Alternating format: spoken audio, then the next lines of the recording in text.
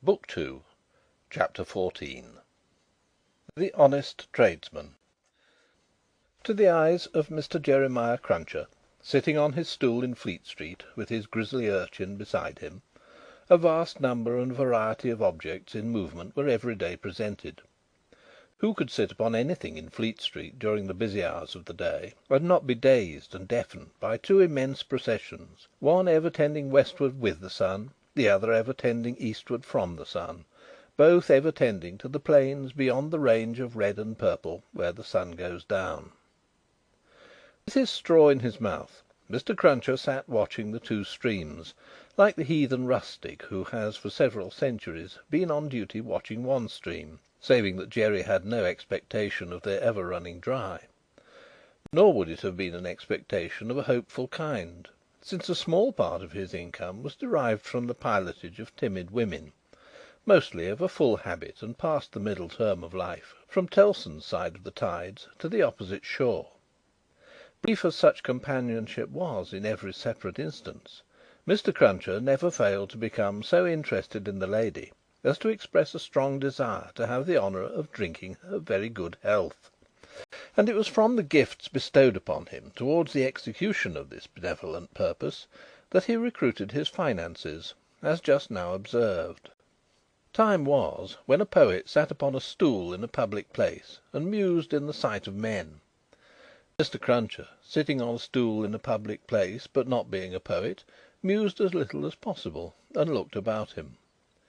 It fell out that he was thus engaged in a season when crowds were few and belated women few, and when his affairs in general were so unprosperous as to awaken a strong suspicion in his breast that Mrs. Cruncher must have been "flopping" in some pointed manner, when an unusual concourse pouring down Fleet Street westward attracted his attention.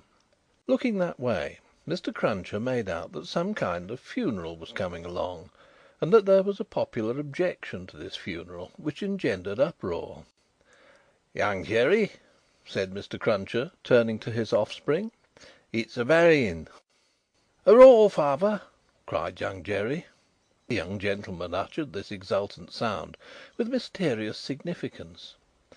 The elder gentleman took the cry so ill that he watched his opportunity and smote the young gentleman on the ear. "What do you mean? What are you a-roaring at?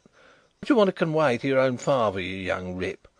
This boy's getting too many for me," said Mr. Cruncher, surveying him. "Him and his roars! Don't let me hear no more of you, or you shall feel some more of me. You hear?" "I weren't doing no harm," Young Jerry protested, rubbing his cheek. "Drop it, then," said Mr. Cruncher. "I won't have none of your no harms. Get atop of that there seat, and look at the crowd." His son obeyed, and the crowd approached. They were bawling and hissing round a dingy hearse and a dingy mourning coach, in which mourning coach there was only one mourner, dressed in the dingy trappings that were considered essential to the dignity of the position. The position appeared by no means to please him, however, with an increasing rabble surrounding the coach, deriding him, making grimaces at him, and incessantly groaning and calling out, "Yah, spies! Yah, spies!" with many compliments too numerous and forcible to repeat. Funerals had at all times a remarkable attraction for Mr. Cruncher. He always picked up his senses and became excited when a funeral passed Tellson's. Naturally, therefore, a funeral with this uncommon attendance excited him greatly, and he asked of the first man who ran against him, "What is it, brother? What's it all about?" "I don't know," said the man. "Spies! Ah, spies!" He asked another man, "Who is it?"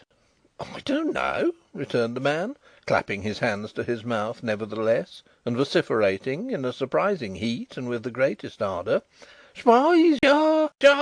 Spies!" At length a person better informed on the merits of the case tumbled against him, and from this person he learnt that the funeral was the funeral of one Roger Cly. "Was he a spy?" asked Mr. Cruncher. "Old Bailey spy," returned his informant. "Yah, Old Bailey spies!" "Why, to be sure!" exclaimed Jerry, recalling the trial at which he had assisted. "I've seen him." "Dead, is he?" "Dead as mutton," returned the other, "and can't be too dead. Have 'em out there, spies! Pull 'em out there, spies!" The idea was so acceptable in the prevalent absence of any ideas that the crowd caught it up with eagerness, and loudly repeating the suggestion to "have 'em out" and "pull 'em out," mobbed the two vehicles so closely that they came to a stop. On the crowd's opening the coach doors, the one mourner scuffled out of himself, and was in their hands for a moment, but he was so alert, and made such good use of his time, that in another moment he was scouring away up a by-street, after shedding his cloak, hat, long hatband, white pocket-handkerchief, and other symbolical tears. These the people tore to pieces, and scattered far and wide with great enjoyment, while the tradesmen hurriedly shut up their shops, for a crowd in those times stopped at nothing, and was a monster much dreaded. They had already got the length of opening up the hearse to take the coffin out, when some brighter genius proposed, instead, its being escorted to its destination amidst general rejoicing. Practical suggestions being much needed, this suggestion too was received with acclamation, and the coach was immediately filled with 8 inside and a dozen out, while as many people got on the roof of the hearse as could by any exercise of ingenuity stick upon it. Among the first of these volunteers was Jerry Cruncher himself, who modestly concealed his spiky head from the observation of Tellson's in the further corner of the mourning coach. The officiating undertakers made some protest against these changes in the ceremonies, but the river being alarmingly near, and several voices remarking on the efficacy of cold immersion in bringing refractory members of the profession to reason, the protest was faint and brief.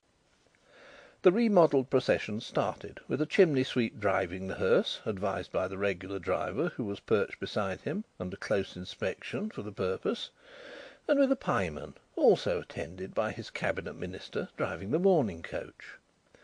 A bear leader, a popular street character of the time, was impressed as an additional ornament before the cavalcade had gone far down the Strand, and his bear, who was black and very mangy, gave quite an undertaking air to that part of the procession in which he walked. Thus, with the beer-drinking, pipe-smoking, song-roaring, and infinite caricaturing of woe, the disorderly procession went its way, recruiting at every step, and all the shops shutting up before it. Its destination was the old church of St. Pancras, far off in the fields. It got there in course of time, insisted on pouring into the burial ground, finally accomplished the interment of the deceased Roger Cly in its own way, and highly to its own satisfaction. The dead man disposed of, and the crowd being under the necessity of providing some other entertainment for itself, another brighter genius, or perhaps the same, conceived the humour of impeaching casual passers-by as Old Bailey spies, and wreaking vengeance on them. Chase was given to some scores of inoffensive persons who had never been near the Old Bailey in their lives, in the realisation of this fancy, and they were roughly hustled and maltreated. The transition to the sport of window breaking, and thence to the plundering of public houses, was easy and natural. At last, after several hours, when sundry summer houses had been pulled down, and some area railings had been torn up to arm the more belligerent spirits, a rumour got about that the Guards were coming. Before this rumour the crowd gradually melted away, and perhaps the Guards came, and perhaps they never came, and this was the usual progress of a mob. Mr. Cruncher did not assist at the closing sports, but had remained behind in the churchyard to confer and condole with the undertakers. The place had a soothing influence on him. He procured a pipe from a neighbouring public house, and smoked it, looking in at the railings and maturely considering the spot. "Jerry," said Mr. Cruncher, apostrophising himself in his usual way, "you see that there Cly that day, and you see him with your own eyes that he was a young un, and a straight made un." Having smoked his pipe out, and ruminated a little longer, he turned himself about, that he might appear before the hour of closing on his station at Tellson's. Whether his meditations on mortality had touched his liver, or whether his general health had been previously at all amiss, or whether he desired to show a little attention to an eminent man, is not so much to the purpose as that he made a short call upon his medical adviser, a distinguished surgeon, on his way back. Young Jerry relieved his father with dutiful interest, and reported no job in his absence. The bank closed. The ancient clerks came out. The usual watch was set, and Mr. Cruncher and his son went home to tea. "Now, I'll tell you where 'tis," said Mr. Cruncher to his wife on entering. "If, as an honest tradesman, my winter goes wrong to-night, I shall make sure that you've been praying agin me, and I shall work you for it just the same as if I'd seen you do it." The dejected Mrs. Cruncher shook her head. "Why, you're at it afore my face," said Mr. Cruncher, with signs of angry apprehension. "I am saying nothing." "Well, then, don't meditate nothing. You might as well flop as meditate. You may as well go agin me one way as another. Drop it altogether." "Yes, Jerry." "Yes, Jerry," repeated Mr. Cruncher, sitting down to tea. "Ah, it is yes, Jerry. That's about it. You may say yes, Jerry." Mr. Cruncher had no particular meaning in these sulky corroborations, but made use of them, as people not infrequently do, to express general ironical dissatisfaction. "You and your yes, Jerry," said Mr. Cruncher, taking a bite out of his bread and butter, and seeming to help it down with a large invisible oyster out of his saucer. "Ah, I think so. I believe you." "You're going out to-night?" asked his decent wife, when he took another bite. "Yes, I am." "May I go with you, father?" asked his son, briskly. "No, you mayn't. I'm a-going, as your mother knows, a-fishing. That's where I'm going to. Going a-fishing." "Your fishing rod gets rather rusty, don't it, father?"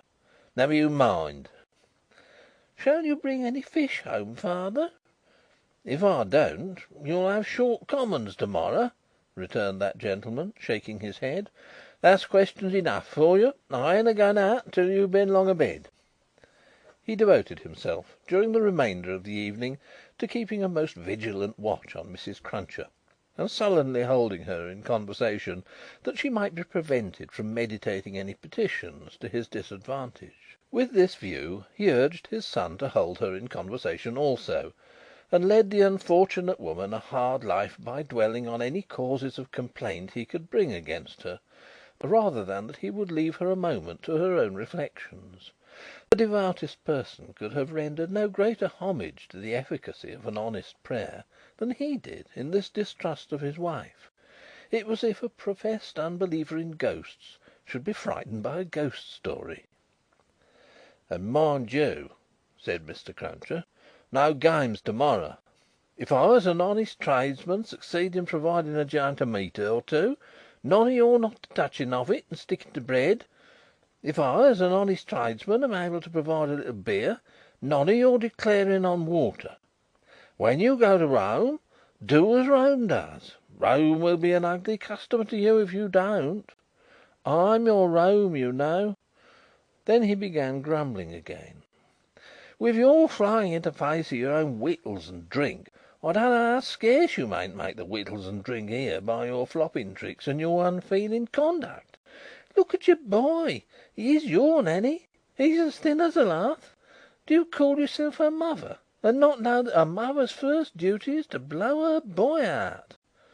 This touched young Jerry on a tender place, who adjured his mother to perform her first duty, and whatever else she did or neglected, above all things to lay especial stress on the discharge of that maternal function so affectingly and delicately indicated by his other parent. Thus the evening wore away with the Cruncher family, until young Jerry was ordered to bed, and his mother, laid under similar injunctions, obeyed them. Mr. Cruncher beguiled the earlier watches of the night with solitary pipes, and did not start upon his excursion until nearly 1 o'clock.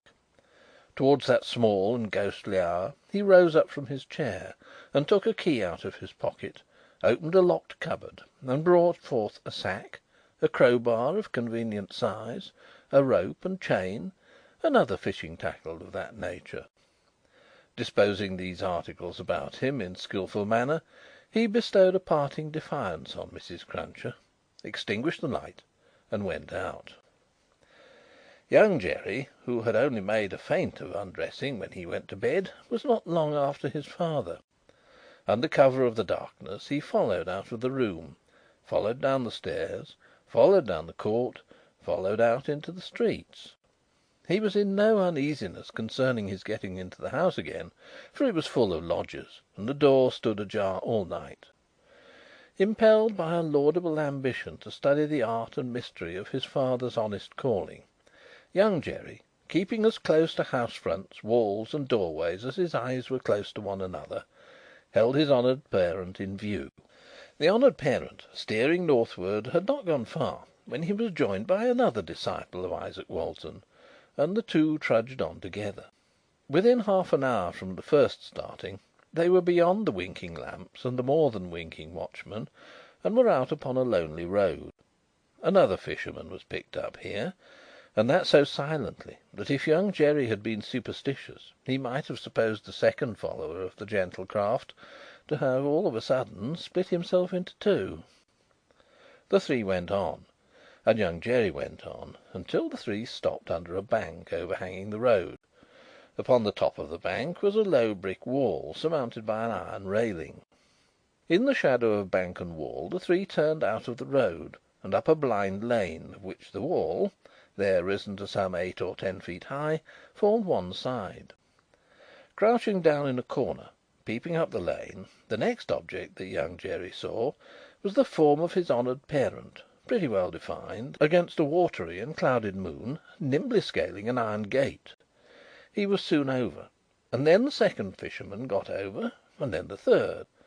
They all dropped softly on the ground within the gate, and lay there a little, listening perhaps. Then they moved away on their hands and knees. It was now young Jerry's turn to approach the gate, which he did, holding his breath. Crouching down again in a corner there, and looking in, he made out the three fishermen creeping through some rank grass, and all the gravestones in the churchyard (it was a large churchyard that they were in) looking on like ghosts in white, while the church tower itself looked on like the ghost of a monstrous giant. They did not creep far before they stopped and stood upright, and then they began to fish. They fished with a spade at first. Presently the honoured parent appeared to be adjusting some instrument like a great corkscrew. Whatever tools they worked with, they worked hard, until the awful striking of the church clock so terrified young Jerry that he made off with his hair as stiff as his father's. But his long-cherished desire to know more about these matters not only stopped him in his running away, but lured him back again. They were still fishing perseveringly when he peered in at the gate for the second time. But now they seemed to have got a bite. There was a screwing and complaining sound down below, and their bent figures were strained as if by a weight. By slow degrees the weight broke away the earth upon it, and came to the surface. Young Jerry very well knew what it would be, but when he saw it, and saw his honoured parent about to wrench it open, he was so frightened, being new to the sight, that he made off again, and never stopped until he had run a mile or more. He would not have stopped then for anything less necessary than breath, it being a spectral sort of race that he ran, and one highly desirable to get to the end of. He had a strong idea that the coffin he had seen was running after him, and pictured as hopping on behind him, bolt upright upon its narrow end, always on the point of overtaking him, and hopping on at his side, perhaps taking his arm. It was a pursuer to shun. It was an inconsistent and ubiquitous fiend too, for, while it was making the whole night behind him dreadful, he darted out into the roadway to avoid dark alleys, fearful of its coming hopping out of them, like a dropsical boy's kite without tail and wings. It hid in doorways too, rubbing its horrible shoulders against doors, and drawing them up to its ears as if it were laughing. It got into shadows on the road, and lay cunningly on its back to trip him up. All this time it was incessantly hopping on behind and gaining on him, so that when the boy got to his own door he had reason for being half dead, and even then it would not leave him, but followed him upstairs with a bump on every stair, scrambled into bed with him, and bumped down dead and heavy on his breast when he fell asleep. From his oppressed slumber, young Jerry in his closet was awakened after daybreak and before sunrise by the presence of his father in the family room. Something had gone wrong with him. At least so young Jerry inferred from the circumstance of his holding Mrs. Cruncher by the ears and knocking the back of her head against the headboard of the bed. "I told you I would," said Mr. Cruncher, "and I did." "Jerry, Jerry, Jerry!" his wife implored. "You oppose yourself to the profit of the business," said Jerry, "and me and my partners suffer. You was to honour and obey. Why the devil don't you?" "I try to be a good wife, Jerry," the poor woman protested with tears.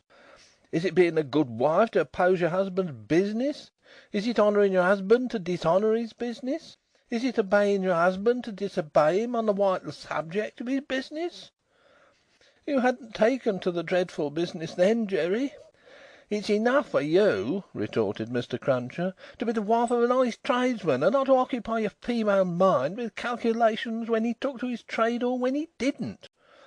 A honouring and obeying wife would leave his trade alone altogether. Call yourself a religious woman? If you're a religious woman, give me an irreligious one.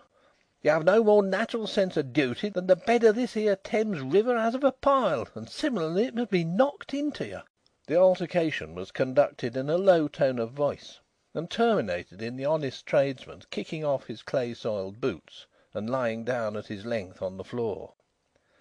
After taking a timid peep at him lying on his back, with his rusty hands under his head for a pillow, his son lay down too, and fell asleep again. There was no fish for breakfast, and not much of anything else. Mr. Cruncher was out of spirits and out of temper, and kept an iron pot lid by him as a projectile for the correction of Mrs. Cruncher, in case he should observe any symptoms of her saying grace. He was brushed and washed at the usual hour, and set off with his son to pursue his ostensible calling. Young Jerry, walking with the stool under his arm at his father's side along sunny and crowded Fleet Street, was a very different young Jerry from him of the previous night, running home through darkness and solitude from his grim pursuer. His cunning was fresh with the day, and his qualms were gone with the night, in which particulars it is not improbable that he had compeers in Fleet Street and the City of London that fine morning. "Father," said young Jerry as they walked along, taking care to keep at arm's length and to have the stool well between them, "what's a resurrection, man?" Mr. Cruncher came to a stop on the pavement before he answered. "How should I know?" "I thought you knowed everything, father," said the artless boy. Well," returned Mr. Cruncher, going on again and lifting off his hat to give his spikes free play, "he's a tradesman." "What's his goods, father?" asked the brisk young Jerry. "His goods," said Mr. Cruncher, after turning it over in his mind, "is a branch of scientific goods." "Persons' bodies, ain't it, father?" asked the lively boy. "I believe it is something of that sort," said Mr. Cruncher. "Oh, father, I should so like to be a resurrection man when I am quite growed up." Mr. Cruncher was soothed, but shook his head in a dubious and moral way. "It depends upon how you develop your talents. Be careful to develop your talents, and never to say no more than you can help to nobody, and there's no telling at the present time what you may not come to be fit for." As young Jerry, thus encouraged, went on a few yards in advance, to plant the stool in the shadow of the bar, Mr. Cruncher added to himself, "Jerry, you honest tradesman, there's hope what that boy will yet be a blessing to you, and a recompense to you for his mother.